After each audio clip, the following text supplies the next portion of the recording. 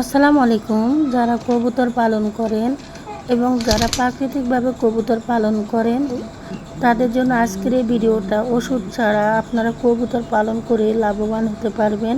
কবুতরকে সবসময় সুস্থ রাখার জন্য প্রাকৃতিক চিকিৎসাগুলো যদি মনোযোগ সহকারে করেন তাহলে আপনাদের সকল কবুতর সুস্থ থাকবে, ভালো থাকবে এবং রোগ মুক্ত থাকবে।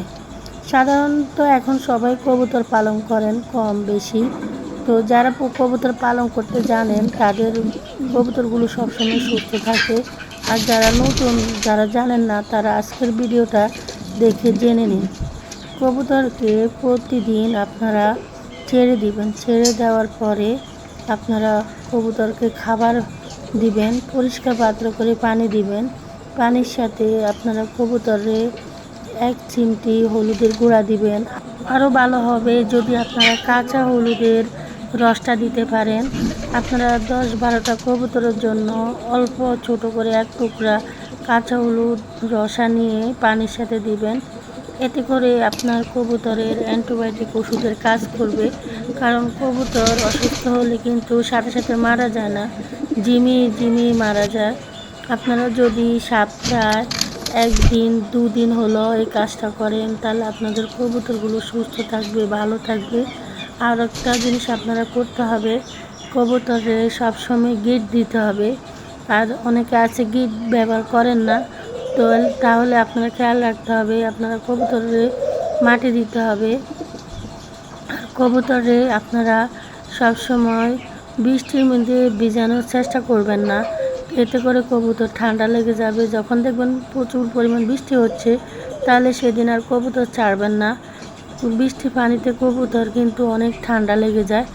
আর যদি দেখেন ভিজে গেছে তাহলে আপনারা কবুতরের পানির সাথে 1 লিটার পানির সাথে 2-3টা রসুন থেতলে আপনারা রসা নিয়ে দিতে পারেন।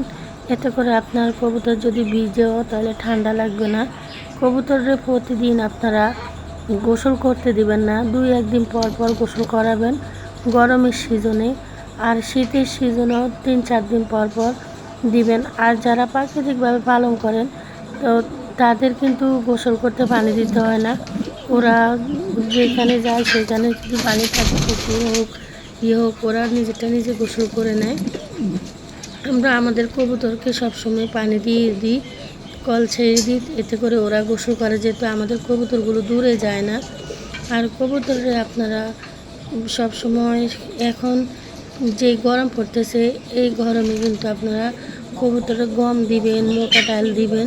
5 মাসালি একটা খাবার পাওয়া যায়, সেই খাবারটাও দিতে পারেন। তবে খাবারটা আনানোর আগে দেখবেন খাবারের সাথে কোনো ধরনের পোকামাকড় আছে কি না, বা দোকানদাররা যে গমগুলা বিক্রি করে সেই গমগুলাতে কোনো পোকা আছে কি না। অনেক গমগুলা দেখবেন পোকে খেয়ে ফেলছে, দোকানদাররা সেগুলো সুন্দর করে গছায় দিয়ে যায়, তো সেগুলো খেয়াল রাখবেন। আর কবুতরে আপনারা পরিষ্কার পানি দেবেন। কবুতরে প্রচুর পরিমাণ পানি খায়, 2-1 ঘন্টা পর পর পানিগুলো চেঞ্জ করে দিবেন।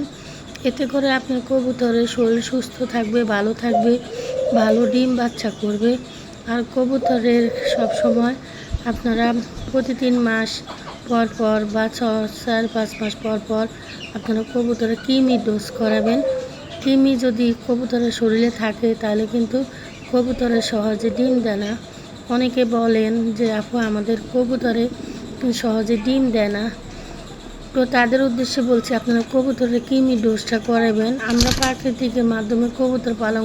কবুতর অসুস্থ হওয়ার আগে যদি প্রাকৃতিক চিকিৎসা করেন তাহলে আপনার কবুতরগুলো 12 মাস সুস্থ থাকবে, ভালো থাকবে, ভালো ডিম বাচ্চা করবে। আর যদি অসুস্থ হয়ে যায় তখন যদি আপনারা চিকিৎসা করেন তাহলে কিন্তু ভালো হবে না।